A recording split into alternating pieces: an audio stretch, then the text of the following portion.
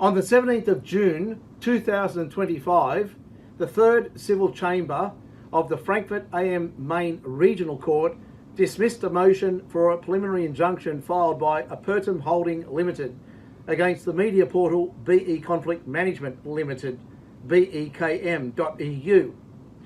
The following orders were made. Number 1, the application for a preliminary injunction is dismissed. Number 2, the costs of the proceedings shall be borne by the applicant. And number 3, the value in dispute is set at €60,000.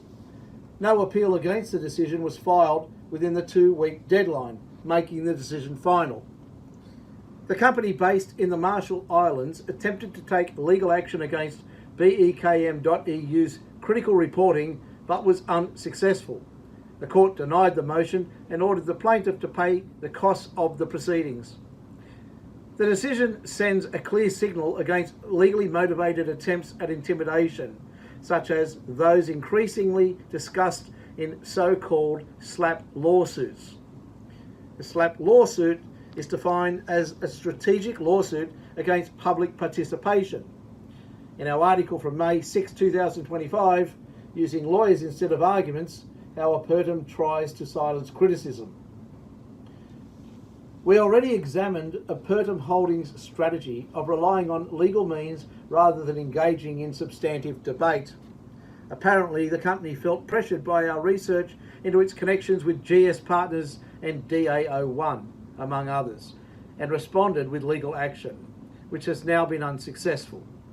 The court's decision demonstrates once again that the rule of law protects a critical public, especially in this area of structured marketing models, meaning multi-level marketing.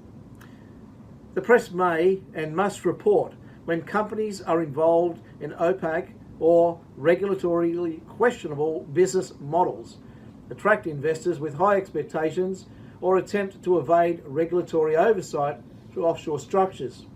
Asking uncomfortable questions or using pointed language is part of the permissible journalistic criticism.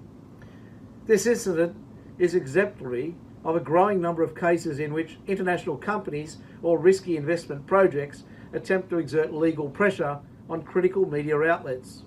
This development is worrying, especially when the proceedings are primarily intended as a deterrent rather than as a legal enforcement measure.